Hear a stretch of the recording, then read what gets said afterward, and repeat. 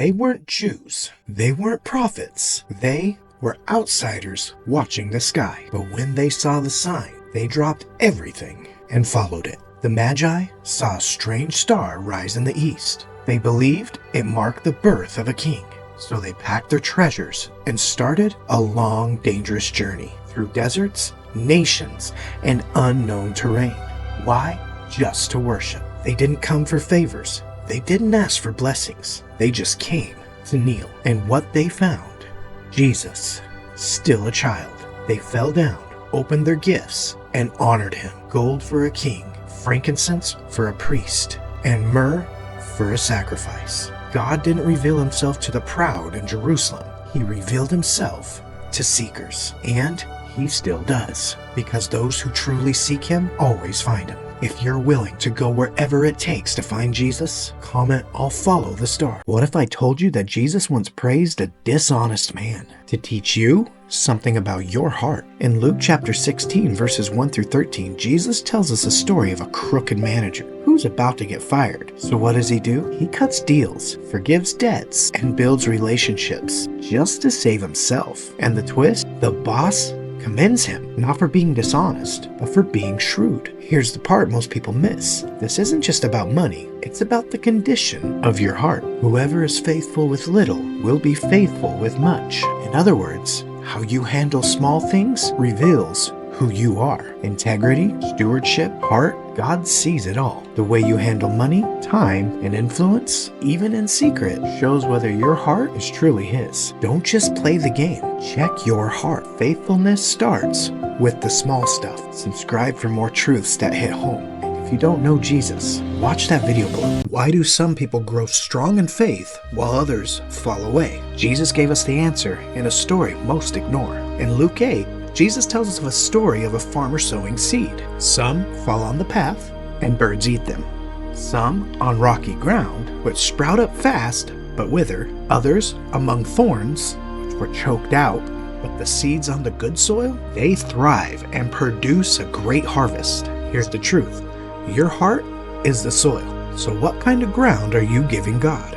If your heart is hard, distracted, or shallow, God's word won't grow in you. But if it's open and ready, your life will flourish. Don't let distractions steal your faith. Prepare your heart for growth. Follow for more life-changing wisdom from Jesus and watch the video below. Do you ever feel like things get more and more distracting the closer you get to God? That's not a coincidence. It's a war. See, the enemy isn't worried about lukewarm Christians. But the moment you start seeking God, the attacks increase. But here's the good news. The attack is proof you're on the right path.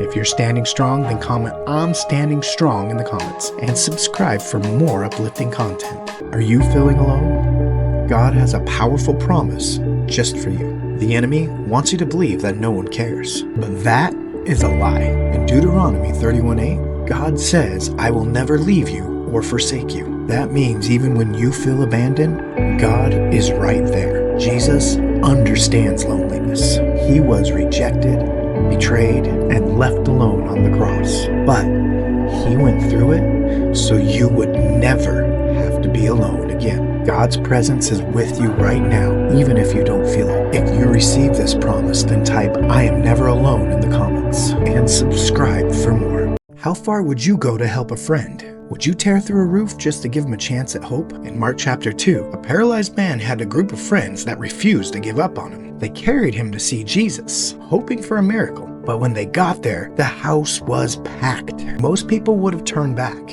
but not these friends. They climbed onto the roof, tore it open, and lowered their friend down, right in front of Jesus. That's love in action, with unshakable hope. Can you imagine the moment? Jesus looks at the man and says, "Get up. Take your mat and walk." And he does. Years of paralysis healed because his friends believed with him. Their love and determination gave him a chance to experience the impossible. It wasn't just about his physical healing. It was about showing him that he really wasn't alone. Do you have friends who would fight for you like that? Or could you be that friend for someone else? To get to know that Jesus who healed him, watch the video below. and subscribe for more. Do you ever feel like your problems are too big to handle? What if I told you about a teenager who defeated a giant with nothing but a stone and faith in God? David was a shepherd boy. Goliath, a 9-foot warrior armed to the teeth. But David didn't even flinch. Why? He knew his strength came from God,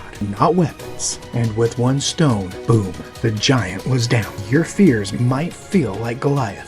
Huge, intimidating, and unbeatable. But like David, you trust in God. No fear is too big. No obstacle too tough. Faith shatters fear. David wasn't special. He was just like us. The difference? His faith wasn't in himself, but in a God who never fails. The same faith can help you conquer giants today. Ready to face your fears with faith? Subscribe now as we discover more stories about how God's faith changes lives, starting with yours. And watch the video below.